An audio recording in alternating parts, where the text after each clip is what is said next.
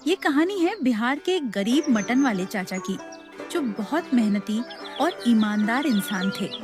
ये उन दिनों की बात है जब पूरे बिहार में कड़ाके की ठंड पड़ रही थी। चारों तरफ ऐसा लग रहा था जैसे मानो बर्फ ही बर्फ जम गई हो। लेकिन इतनी ठंड के बावजूद चाचा की मटन करी पूरे बिहार में मशहूर थी। हर रोज सुबह सुबह चाचा ताजी मटन करी बनाया करते थे। उनकी करी की खुशबू ऐसी होती थी कि पूरा इलाका महक उठता था। लोग उनकी मटन करी के इतने दीवाने थे कि खाने के लिए लाइन लगाकर खड़े रहते थे। चाचा की एक बेटी भी थी जिसका नाम आंचल था। अब वह शादी के काबिल हो चुकी थी, लेकिन चाचा गरीब थे, इसलिए बेटी की शादी को लेकर हमेशा चिंता में डूबे रहते थे। चाचा का अपना एक छोटा सा बकरी का तबेला भी था। वे खुद ही बकरियों की देखभाल करते थे। इसी वजह से वे बाहर से मटन नहीं खरीदते थे और इसी कारण वे बहुत कम दाम में सिर्फ 20 रुपए में मटन करी बेचते थे। आंचल भी अपने पिता के साथ बकरियों की खूब देखभाल किया करती थी। तभी एक दिन सुबह सुबह, अजी सुनते हो, सुबह हो गई है और आप अभी तक खर्राटे मार रहे हो। उठिए ना जल्दी। अरे भाग्यवान, क्या हो गया सुबह सुबह? ऐसे चिल्ला रही हो जैसे आसमान टूट पड़ा हो। अभी नहीं टूटा है, लेकिन अगर आप अभी नहीं उठे तो जरूर टूट जाएगा। आपने वादा किया था ना, आज चंपक चाचा के हाथ की बनी मटन करी लाओगे। देखिए खुशबू आने लगी है, जल्दी जाइए ना, कहीं खत्म ना हो जाए। अरे भाग्यवान, तुम तो हर 2 दिन में चाचा के हाथ की मटन करी खा लेती हो, कभी मन नहीं भरता क्या? अजी आपको क्या पता, चाचा के हाथ की मटन में कोई तो जादू है। उसकी खुशबू आती है ना तो आदमी चाहकर भी रुक नहीं पाता। अरे अभी तो पूरा दिन पड़ा है, थोड़ा सो लेने दो, फिर उठकर ले आऊंगा। वैसे भी बाहर बहुत ठंड है। अच्छा ये बताइए, आप ला रहे हो या मैं खुद चली जाऊं? अरे भाग्यवान, शांत हो जाओ, मैं तो बस मजाक कर रहा था। अब उठ ही गया हूँ तो चला ही जाता हूँ। आज मटन करी छूटने नहीं दूंगा। मोहन चलते चलते गुनगुनाता हुआ चंपक चाचा की दुकान की ओर निकल पड़ता है। भाई चाचा को तो मानना पड़ेगा, इतनी ठंड में भी मटन बनाना नहीं छोड़ते। कुछ तो खास है चाचा में। अरे चाचा। अरे मोहन, आप बैठो बेटा, बताओ क्या खाओगे? अभी अभी गरम गरम मटन बनी है, खाकर बताओ कैसी लगी। अरे चाचा, आप भी मजाक करते हो। आपके हाथ से बनी मटन में स्वाद न हो, ऐसा हो ही नहीं सकता। मैं तो अपनी पत्नी हिना के लिए मटन लेने आया हूँ, बस जरा पैक कर दीजिए। आपको तो पता ही है आपकी मटन करी के लिए वो कितनी पागल है। अरे क्यों नहीं बेटा, अभी करता हूँ। चंपक चाचा फुर्ती से एक टिफिन बॉक्स में गरम गरम मटन करी पैक कर देते हैं। मोहन मटन लेकर घर की ओर निकल ही रहा होता है, तभी अरे चाचा, यहाँ रहने के लिए कहीं घर मिलेगा क्या? हम लोग दूर के गांव से यहाँ रहने आए हैं। अच्छा बेटा, बगल वाली गली में चले जाओ, वहाँ पूछोगे तो कोई ना कोई घर मिल जाएगा। अरे वाह चाचा, आपकी मटन करी से तो बड़ी जबरदस्त खुशबू आ रही है, हमें भी जरा चखाइए। हाँ बेटा, क्यों नहीं, आओ बैठो, अभी लगाता हूँ। हरिया स्वभाव से बहुत ही अकड़ू और झलनखोर आदमी था। चंपक चाचा जल्दी से उसके लिए भी गरम गरम मटन तैयार कर देते हैं।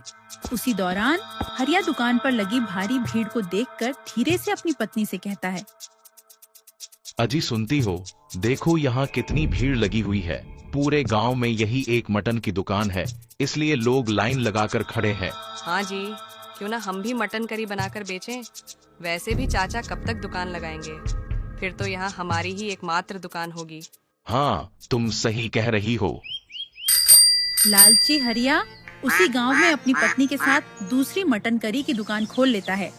लेकिन उसकी दुकान पर दिन भर में सिर्फ 1-2 ग्राहक ही आते, वो भी बाहर से आने जाने वाले लोग, क्योंकि गांव वालों का दिल तो पहले ही चंपक चाचा की मटन करी जीत चुकी थी। ऐसे ही दिन बीतते बीतते 10 दिन गुजर जाते हैं। एक दिन एक ग्राहक आधी प्लेट मटन करी वैसे ही छोड़कर उठ खड़ा होता है। तभी अरे भाई, कितना हुआ तुम्हारी मटन करी का? मात्र 80 रुपए हुए भैया। रेट सुनते ही ग्राहक के पैरों तले मानो जमीन खिसक जाती है। क्या? मैंने तो सिर्फ एक प्लेट ही खाई है, एक प्लेट मटन करी के 80 रुपए? अब क्या करें भाई, सब चीजों के दाम बढ़ गए हैं, हिसाब भी तो देखना पड़ता है। फिर भी इतना महंगा, ये तो बहुत ज्यादा है। यहीं के मशहूर चंपक चाचा सिर्फ 20 रुपए में इतनी स्वादिष्ट मटन करी खिलाते हैं। उन्हें भी तो मुनाफा होता होगा। और सच कहूँ तो तुम्हारी मटन में वो स्वाद है ही नहीं। देखो, मैंने आधी प्लेट छोड़ दी। अच्छा ठीक है, 20 रुपए ही दे दो। ग्राहक पैसे देकर वहाँ से चला जाता है। हरिया गुस्से और जलन में अपनी पत्नी से कहता है, अरे ऐसे तो हम कुछ कमा ही नहीं पाएंगे। 10 दिन हो गए दुकान लगाए और ग्राहक के नाम पर सन्नाटा है। और ये चंपक चाचा इतने सस्ते में मटन करी कैसे बेच रहे हैं? कुछ तो राज है, पता लगाना पड़ेगा। हाँ जी, कुछ करिए ना। तुम दुकान संभालो, मैं अभी आता हूँ। हरिया मटन खाने के बहाने सीधे चंपक चाचा की दुकान पहुंच जाता है। हरिया जैसे ही दुकान पहुंचता है तो क्या देखता है, चंपक चाचा की दुकान में लोगों की भीड़ लगी हुई है। वह उसे देख चिढ़ने लगता है। ये चंपक चाचा की दुकान से भीड़ कम ही नहीं होती। अरे ओह चाचा, कैसे हो? जरा अपने हाथ की बनी एक प्लेट मटन करी खिलाइए। उस दिन खाकर गया था, आज भी स्वाद मुंह में है। अरे हरिया, तुम? सुना है तुमने भी मटन करी की दुकान खोल ली है, फिर यहाँ क्यों? अरे चाचा, मेरी मटन में वो स्वाद कहाँ जो आपकी मटन करी में है। चंपक चाचा गरम गरम मटन करी तुरंत लगा देते हैं। हरिया खाते खाते चालाकी से सवाल करता है, चाचा, आप कब से ये दुकान लगा रहे हो? इतनी उम्र में थकते नहीं? अरे बेटा, क्या करूं, मैं बहुत गरीब आदमी हूं। मेरी बेटी अब शादी योग्य हो गई है, उसी के लिए थोड़ा थोड़ा पैसा जोड़ रहा हूं। फिर भी चाचा, आप इतने सस्ते में मटन करी क्यों बेचते हो? दाम बढ़ा दोगे तो ज्यादा कमाई होगी। नहीं बेटा, मैं लोगों को लूट कर अमीर नहीं बनना चाहता। मैं चाहता हूं लोगों को सही दाम में अच्छा खाना मिले। इतने में मेरा खर्च भी निकल जाता है और थोड़ा मुनाफा भी हो जाता है। मैं पैसे से नहीं, लोगों के प्यार से अमीर हूँ। लेकिन चाचा, अगर मटन 15 रुपए किलो मिलता है तो आपका खर्च कैसे पूरा होता है? चंपक चाचा बिना किसी लालच के सच बता देते हैं। बेटा, मैं मटन बाजार से नहीं लाता। मेरा अपना बकरी का तबेला है, इसीलिए मुझे सामान महंगा नहीं पड़ता। अब हरिया को सारी सच्चाई समझ में आ जाती है। उसका चेहरा उतर जाता है और मन ही मन जलने लगता है। अगले ही दिन हरिया मटन लाने बाजार की ओर निकल पड़ता है। तभी हरिया बाजार में एक मटन वाले के पास जाकर रुकता है। अरे गिरधर भैया, आज मटन का क्या दाम चल रहा है? अरे हरिया, आज से मटन के दाम बढ़ गए हैं। अब 20 रुपए किलो है। बताओ कितना तौल दूं? अरे इतना कैसे बढ़ गया? दिन ब दिन मटन के रेट आसमान छू रहे हैं। ऐसे में धंधा कैसे चलेगा भाई?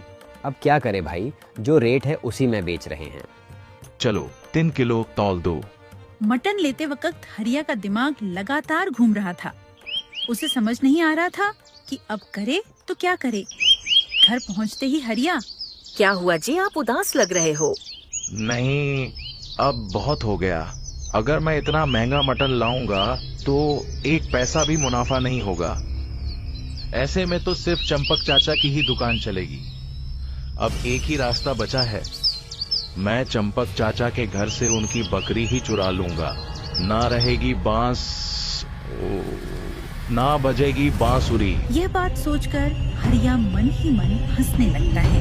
अगली रात जब पूरा गांव गहरी नींद में सो रहा था, हरिया चुपके चंपक चाचा के बकरी वाले तबेले में पहुंच जाता है। चारों तरफ सन्नाटा था, सिर्फ बकरियों की हल्की सी आवाजें। और तभी हरिया तबेले से बकरी चुरा ले आता है। अगली सुबह चंपक चाचा रोज की तरह तबेले में बकरी लाने पहुंचते हैं।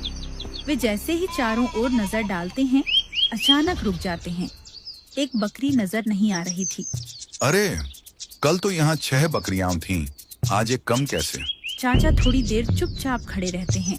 उनका माथा सिकुड़ जाता है। वे मन ही मन सोचते हैं, शायद मेरी याददाश्त अब पहले जैसी नहीं रही। उम्र भी तो हो चली है, शायद उन्हें ही गलतफहमी हो रही हो। यही सोचकर चाचा किसी से कुछ कहे बिना एक बकरी लेकर धीरे धीरे दुकान की ओर निकल जाते हैं। शायद उन्हें ही गलतफहमी हो रही हो। यही सोचकर चाचा किसी से कुछ कहे बिना एक बकरी लेकर धीरे धीरे दुकान की ओर निकल जाते हैं। उनके चेहरे पर न कोई शिकायत थी, न कोई शक। बाबा, आप इतनी ठंड में सुबह सुबह दुकान क्यों जाते हो? अगर आपकी तबीयत बिगड़ गई तो मेरा कौन है बाबा? थोड़ी देर से दुकान खोला करो ना। बेटी, मुझे कुछ नहीं होगा, तुम मेरी फिक्र मत किया करो। वैसे भी मटन पकाते समय मुझे ठंड लगती ही नहीं, और लोग सुबह से ही लाइन लगाकर खड़े रहते हैं, उन्हें कैसे खड़े रहने दूं? इतना कहकर चंपक चाचा दुकान की ओर निकल जाते हैं। ऐसे ही 3-4 दिन बीते जाते हैं, लेकिन हर रात हरिया चुपके से तबेले में आता और एक एक करके बकरियां चुराता रहता है। और फिर एक रात जब तबेले में सिर्फ 2 बकरियां बची थीं, हरिया उन्हें भी चुरा ले जाता है। अगली सुबह चंपक चाचा तबेले में आते हैं और इस बार उनकी आंखें फटी की फटी रह जाती हैं। अरे, मेरी सारी बकरियां कहाँ चली गई? रोज रोज बकरियां गायब होती रहीं। मैं समझता रहा मेरी याददाश्त कमजोर हो गई है, लेकिन अब तो एक भी नहीं बची। यह सब देखकर चंपक चाचा धीरे धीरे तबेले से घर की ओर लौट आते हैं। तभी अरे बिटिया, हमारी सारी बकरियां कहाँ जा रही हैं? रोज एक एक करके गायब होती जा रही थी, और आज तो हद ही हो गई। आज एक भी बकरी नहीं बची। बाबा, ऐसा कैसे हो सकता है? मैं कल रात चारा डालने गई थी, तब तो सब ठीक था। अब क्या पता बेटी, बकरियां कहाँ जा रही हैं? आज मटन कैसे बनाऊंगा? आज दुकान कैसे लगाऊंगा? उस दिन चंपक चाचा मटन करी का ठेला नहीं लगाते। उधर मोहन अपनी पत्नी हिना के लिए मटन लेने हमेशा की तरह चंपक चाचा की दुकान की ओर जा रहा था, लेकिन रास्ते में ही उसकी नजर चाचा पर पड़ती है। चाचा सड़क किनारे चिंता में डूबे खड़े थे। अरे, ये तो चंपक चाचा हैं और उदास भी लग रहे हैं। लगता है कोई बात है। आज तक चाचा कभी दुकान बंद नहीं रखे हैं। अरे चाचा, आज दुकान नहीं लगाई क्या? हाँ बेटा, अब तुम्हें क्या बताऊं? मेरी बेटी की शादी भी करनी है और अचानक मेरी सारी बकरियां चोरी हो गईं। समझ में नहीं आ रहा क्या करूं। ऐसे कैसे बकरियां चोरी हो सकती हैं? चलो चाचा, पुलिस के पास चलते हैं। रिपोर्ट करेंगे तो कुछ न कुछ पता चल ही जाएगा। अरे मोहन, अब इन बातों के लिए पुलिस के चक्कर लगाकर क्या फायदा? कब सुनवाई होगी, कब न्याय मिलेगा, किसे पता? कानूनी काम तो तुम जानते ही हो। जिंदगी में कुछ करो तो काम नहीं होता, मरने के बाद ही काम होता है। हाँ चाचा, आपकी बात सही है। आप चिंता मत करो, सब ठीक हो जाएगा। मोहन चला जाता है और चंपक चाचा उदास मन से घर लौट आते हैं। एक तरफ चंपक चाचा का घर खामोशी में डूबा था और दूसरी तरफ हरिया और उसकी पत्नी मन ही मन खुश हो रहे थे। आज चंपक चाचा की मटन करी नहीं बनी थी। मजबूरी में कुछ ज्यादा लोग हरिया के ठेले पर आ तो गए, लेकिन मटन किसी को पसंद नहीं आ रही थी। उस रात चंपक चाचा को नींद नहीं आती। वे बिस्तर पर करवटें बदलते रहते हैं। तभी चंपक चाचा भरी मन से सोचने लगते हैं, क्या करूं? कुछ समझ में नहीं आ रहा। लगता है अब सेठ के पास जाकर लोन लेना ही पड़ेगा। तभी उनकी बेटी भी जाग जाती है। अपने बाबा को उदास देखकर धीरे से पूछती है, बाबा, आप सोए नहीं? क्या हुआ? तबीयत ठीक है ना? क्या बताऊं बेटी, एक चिंता दिल को खाए जा रही है। पता नहीं तुम्हारी शादी कैसे कर पाऊंगा। 2 दिन से दुकान बंद है, एक भी बकरी नहीं है। लगता है अब बाजार से मटन लाना पड़ेगा और शादी के लिए सेठ से लोन लेना पड़ेगा। बाबा की ये बात सुनते ही बेटी की आंखें भर आती हैं। वह रोते हुए कहती है, नहीं बाबा, कर्ज मत लेना। भगवान कोई ना कोई रास्ता जरूर दिखाएगा। नहीं बेटी, जब बात जिम्मेदारी की होती है तो कर्ज क्या चीज है। बस तुम्हारी शादी किसी अच्छे लड़के से हो जाए, मेरे लिए वही काफी है। कर्ज का क्या है, मैं धीरे धीरे चुका लूंगा। अगली ही सुबह चाचा मन में ढेर सारी चिंता लिए सेठ प्यारेलाल के पास पहुंच जाते हैं। सेठ जी, मुझे पैसों की बहुत जरूरत है। मेरी सारी बकरियां चोरी हो गई हैं और मेरी बेटी की शादी भी करनी है, इसलिए मुझे आपसे लोन चाहिए। सेठ प्यारेलाल एक बहुत ही चालाक और शातिर आदमी था। वह लोगों की मजबूरी को अपने फायदे में बदलना बखूबी जानता था। तभी वह बनावटी हंसी के साथ बोला, हाँ ठीक है, पैसे तुम्हें मिल जाएंगे, लेकिन एक शर्त है। तुम्हें 10% ब्याज पर पैसे लेने होंगे और तुम्हारी नदी किनारे वाली दुकान मेरे पास गिरवी रखनी होगी। बोलो, मंजूर है? बेचारा चंपक चाचा मजबूरी का मारा हुआ था। अब उसके पास कोई और रास्ता बचा ही नहीं था। कुछ पल चुप रहने के बाद वह धीमी आवाज में बोला, ठीक है सेठ जी, बताइए कहाँ अंगूठा लगाना है। चाचा कागजों पर अपना अंगूठा लगाकर पैसे ले लेते हैं। वह पैसे बैंक में जमा करते हैं और बचे हुए पैसों से बाजार से कुछ बकरियां खरीद लाते हैं। अगली सुबह कड़ाके की ठंड के बावजूद चाचा फिर से अपनी मटन करी की दुकान लगा देते हैं। तभी अजी सुनिए, चाचा ने आज फिर से अपनी दुकान लगा ली है। देखो खुशबू आने लगी है। हो ना हो ये उन्हीं की मटन करी की खुशबू है। लगता है चाचा ने फिर से बकरियां ले ली हैं। चलो कोई बात नहीं, आज तो दुकान लगा ली, लेकिन देखता हूँ कल कैसे लगाओगे। हरिया की जलन अब पहले से भी ज्यादा बढ़ चुकी थी। उसका दिमाग फिर से एक ही बात सोचने लगा, बकरियां चोरी करने की। लेकिन सवाल ये था, बेचारा हरिया आखिर कब तक बच पाएगा। उसी रात एक अजनबी आदमी काम की तलाश में इधर उधर भटकता हुआ उस गांव में पहुंच जाता है। अचानक उसकी नजर हरिया पर पड़ती है, जो चुपके अंधेरे में आगे बढ़ रहा था। हरिया की चाल ढाल देखकर उस अजनबी को शक हो जाता है। वह तुरंत एक पेड़ के पीछे छुपकर उसे देखने लगता है। अरे ये कौन है और इतनी रात को चुपके क्यों चल रहा है? जरूर दाल में कुछ काला है। संदेह गहराते ही वह तुरंत अपना मोबाइल निकालता है और चुपचाप वीडियो बनाना शुरू कर देता है। उधर हरिया चोरी को अंजाम देने ही वाला था। वह धीरे धीरे तबेले से एक बकरी खोलता है और उसे लेकर निकलने ही वाला होता है। तभी चोर गांव में चोर आया है, पकड़ो। आवाजें सुनते ही हरिया घबरा जाता है। वह बकरी वहीं छोड़कर भागने की कोशिश करता है, लेकिन अजनबी आदमी फुर्ती से आगे बढ़कर हरिया को पकड़ लेता है। शोर सुनकर उसी वक्त गांव के और लोग भी अपने अपने घरों से बाहर निकल आते हैं। अरे भाई क्या हुआ? इतना चिल्ला क्यों रहे हो? और तुम हरिया को क्यों पकड़े हुए हो? तुम हो कौन? तभी हरिया बात को उल्टा घुमाते हुए उसी अजनबी को फंसाने की कोशिश करता है। अरे भाइयों, इसी को पकड़ो, यही चोर है। चंपक चाचा की बकरी चुराने आया था, मैंने अपनी आंखों से देखा है। अरे ओए, झूठ मत बोल, बकरी तो तुम ही चुरा रहे थे, मैंने अपनी आंखों से देखा है। इतना सुनते ही शोर मच जाता है। उसी आवाज को सुनकर चंपक चाचा और उनकी बेटी भी वहाँ पहुँच जाते हैं। कोई सबूत है तुम्हारे पास?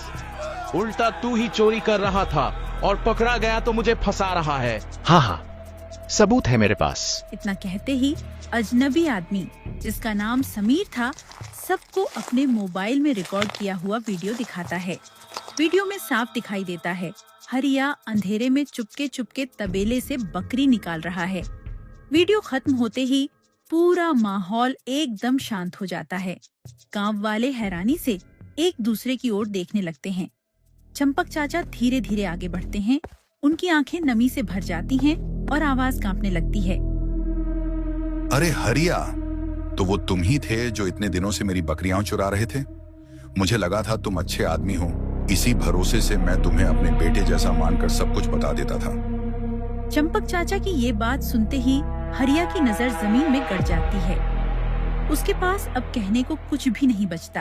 अरे हरिया, अब तो सबूत भी सामने हैं। इतना नीचे गिर जाओगे ये हमने कभी सोचा नहीं था। कल पंचायत बैठेगी और वहीं इसका फैसला होगा। अगली सुबह पूरे गांव में हलचल मच जाती है। चौपाल पर गांव की पंचायत बैठाई जाती है। चारों तरफ गांव वाले जमा हो जाते हैं। बीच में हरिया सिर झुकाए खड़ा होता है। तभी गांव के मुखिया कठोर आवाज में बोलते हैं, क्यों भाई हरिया, ये क्या सुनने में आ रहा है? कहाँ जा रहा है कि तुम रोज चंपक चाचा की बकरियां चुरा ले जाते थे? क्या ये सच है? और हरिया, झूठ बोलने की कोशिश मत करना, क्योंकि हमारे पास सबूत भी मौजूद हैं। इतना सुनते ही हरिया के पैरों से जैसे जमीन खिसक जाती है। वह रोते हुए वहीं घुटनों के बल नीचे बैठ जाता है। मुखिया जी, मुझे माफ कर दीजिए। मैं लालच में अंधा हो गया था। मेरी दुकान नहीं चल रही थी, इसीलिए अपनी दुकान चलाने के लिए मैंने ये गलत काम कर बैठा। मुझसे बहुत बड़ी गलती हो गई, मुझे माफ कर दीजिए। देखो हरिया, तुम इस गांव के मेहमान थे, इसलिए पुलिस केस नहीं कर रहे हैं, लेकिन तुम्हें पूरे गांव वालों से और चंपक चाचा से माफी मांगनी पड़ेगी और चुराई हुई बकरियों को वापस करनी होगी। चोरी तो की ही है, ऊपर से बेचारे चंपक चाचा को कर्ज में भी डाल दिया। अरे ऐसे आदमी को गांव में रहने का कोई हक नहीं। आज अगर इसे छोड़ा तो कल किसी और के साथ भी यही करेगा। तभी चंपक चाचा धीरे धीरे आगे बढ़ते हैं और बड़ी ही नम्रता से उन्हें देखते हुए बोलते हैं, हरिया, मैंने तुम्हें बेटे जैसा माना था। आज तुमने उस रिश्ते को खुद तोड़ दिया। अब जाओ और याद रखना, मेहनत की कमाई छोटी होती है लेकिन सुकून देती है, और चोरी की कमाई कभी टिकती नहीं। तभी चाचा की नजर उस अनजान आदमी पर पड़ती है। वह हल्के कदमों से उसकी ओर बढ़ते हैं। अरे बेटा, तुम कौन हो और हमारे गांव में इतनी रात को क्या कर रहे हो? चाचा, मेरा नाम सुमित है। मैं काम की तलाश में भटकता हुआ यहाँ आ पहुँचा हूँ। अरे बेटा, अब तुम्हें कहीं और भटकने की जरूरत नहीं पड़ेगी। मेरी एक छोटी सी मटन करी की दुकान है, क्या तुम वहाँ मेरी मदद करना चाहोगे? हाँ चाचा, मैं जरूर काम करूंगा। धन्यवाद चाचा, पता नहीं कब तक यूं ही भटकता रहता।